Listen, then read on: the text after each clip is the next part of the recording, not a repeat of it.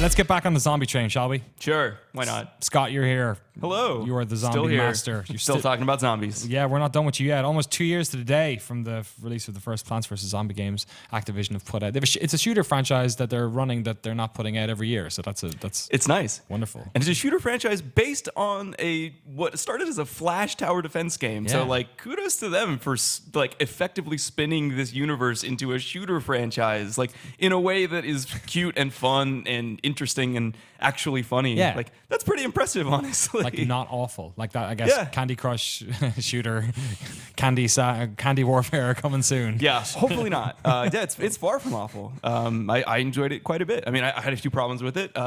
Interestingly, so of the 3 reviews that I mentioned at the top of the show here, Firewatch, the Dying Light DLC, and Plants vs. Zombies Garden Warfare 2, I got the most hate for my Garden Warfare 2 review, which was sort of interesting. Really? Yes. So the first game, people were kind of cautious or surprised, I think, by how fun it was or how well received it was. Sort of waiting to see that train wreck come in to pull into the station. But wait, why were people?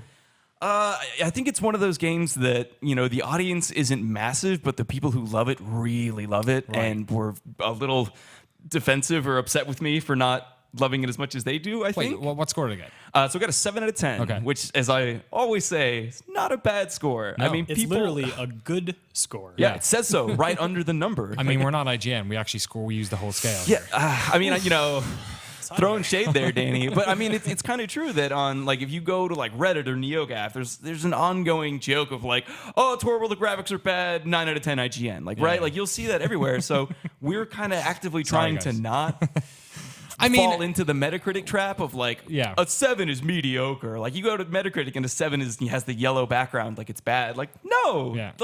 We are attempting to use the whole scale. A 7 is good. It says good. I know that doesn't fit with certain people's perceptions of numbers. But like I always say, 7's a good score. Games can arrive at the same score for very different reasons. Like a 7 for one game is not the same as a 7 for another. Wait, you mean they don't add up all the various features to one score? No. You start at 10 and you take away for everyone that's not good. That's right. I was talking with someone in the comments about that and explaining look, that's not how we do scores. We kind of just start at neutral and then experience the game and then synthesize all of our thoughts into a number at the end. We're not knocking stuff off in some kind of mathematical way. We don't start at 10 and work our way down. We're just trying to deliver a number that speaks to the overall quality of the game. And this is another thing. I always tell people, read the text. I spend so much more time on the text than on the score. I think very deeply about the number that I'm giving the game. The number is literally the final part of the equation. Yeah. We never really start with a number unless it's something that is just so phenomenal or so abysmal. Yes, the times I've only ever seen during the review process, the number come into the equation is either the reviewer telegraphing that, this might be a 10, or this is real stinker. Does the text reflect what I'm thinking of giving it? But yeah, that stuff sort of changes. I wish we could change the word under 1 to stinker. Stinker? What is it now? Not stinker. Abysmal is one of them. Yeah, which is a great word. Yeah, it is a good word. I don't know. Totally agree that a 7 should be good, says Estran23. Thank you. Let's get back on the rails here. Right. The actual Plants game. vs. Zombie. Garden Warfare 2. So this is a game that's got a single player campaign, it's got multiplayer thing going on as well, and then it's got its little co-op sort of part of it. Let's talk about the single player first of all. Not too deep, it sounds. Yeah, it's not great. So this was an interesting one because the first Garden Warfare was a $40 game and did not have really any solo content at all, much less an actual campaign. So it was sort of a big deal that this game actually does have a campaign.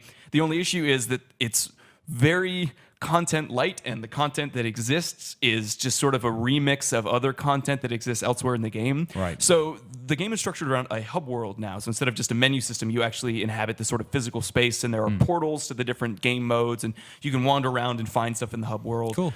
So that's pretty cool. But the way the campaign works is typically a campaign mission will be hey, go to this location in the hub world and fetch this thing. Again, back to just meaningless fetch quests. Yeah. So there's not dedicated environments or set pieces or really much storytelling. You'll get some framing text exposition dumps right at the beginning of each mission, and then you'll just go do a thing, and you'll come back and you're done.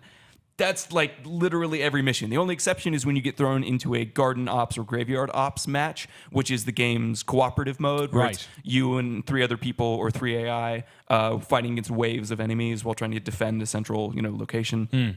So it's either a game mode that exists or go find stuff in the hub world.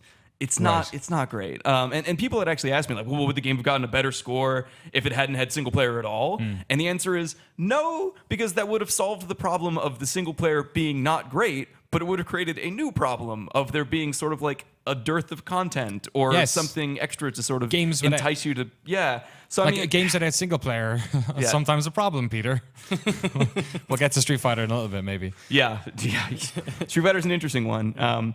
But yeah, so the solo content, not great. And for me, I really enjoyed the multiplayer quite a bit, but it wasn't quite enough to compensate for the fact that the solo campaign was like just not very good. Garden Up stuff, is that interesting? The Garden Up stuff is really fun. Actually, one of the best aspects of this new game is you can actually use AI allies for every mode now. In the previous game, that wasn't always the case. Okay. So you can actually jump into the cooperative mode with computer-controlled players and actually hot swap among them. So like whatever 4 characters you choose to bring in, you can actually jump between them at will. That's cool. Which is really cool. So if you're playing by yourself, it makes it a lot more like winnable, basically, and kind of it adds a new sort of fun dynamic. So that was really cool. I'm really glad they did that. You'd also play a lot of the multiplayer modes solo by bringing in AI, which is also really cool. Yeah, well, I mean, that sort of adds something to the single player element of the game. I Yeah, guess. Let's talk about the multiplayer stuff then as well. They've bumped up the amount of characters. It's up to 14 now, 3 new characters for either side. Yes, that's correct. Like, okay, is it still like, that seems like a lot of like, Yeah.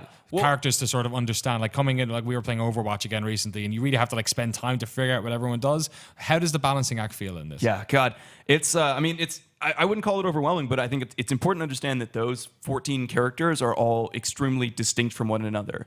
It's not like, oh, like you kind of have a medic class, and you kind of have like the grenadier guys. Like, no. Like they have different movement speeds, different levels of health, different, jump heights, different primary weapons. Like they are mechanically extremely distinct from one another. So learning how each matchup kind of works is crucial to being good at the game. And is there some like variety within those classes then as well? There is. So there are 110 total character variants. Right. And Okay. each of those variants has something that's mechanically distinct about them. So that's the 14 base characters, but then there's Pea Shooter, right? But then there's also Rock Pea, who's like a heavier, more armored version of that character who has like less ammo before he has to reload, but also has more health. So that's sort of an example of a variant on a base character. There are 110 of those. It takes an eternity to unlock all of them, but it makes matchups in the game super important because you have to know what you're up against and how to sort of counteract the strategy that you've encountered on the battlefield. It lends a lot of strategic depth, and it actually makes the game much richer than you might expect for something that looks so cute. But the fact that everything unlocks so slowly is pretty frustrating. Right. And trying to sort of manage all of that is also a little overwhelming without sort of at least having some kind of background with the original game. Because if you don't know what the classes do and how they interact, like you're going to lose a lot online. It's so strange. It's almost like, remember when Viva Pinata came out and you're like, oh, they're making this like game that's, we're launching a cartoon show alongside of it and it's going to be for kids and Rare are making it. And then it's like the hardest motherfucking thing in the world. Right. Like It's a little bit like that. Right? It's like, Yeah, I'm super curious. Like, is there an audience that's missing out on this game because of the way it's dressed? Probably. Like, because everyone seems to rave about it, but I look at it just purely like superficial, perspective, and it's just like I don't want that. The art design looks incredible. I mean, it looks, but but it doesn't speak to me necessarily. But when I hear about the gameplay, it's like, well, shit, like I would do that. Yeah, it's super inventive. Just like the different types of characters and the different sort of mechanics built into these characters. I mean, it's not just, shooty, bang, bang, everyone dead. Like you could, there's a character that burrows underground and can like eat characters from underneath. Like there's just all these unique mechanics you wouldn't encounter typically in an online shooter, which to me is the core strength of this game. Like that is the biggest reason to play this game. It is a well-made, robust shooter that does inventive things with its mechanics that other games aren't even attempting. So that's, to me, what makes it a good game. There are other things that hold it back, but if there's a reason to play Garden Warfare 2, that's it. Like the mechanical diversity, the incredible creativity of its characters, and just like the process of learning how all of that interacts online.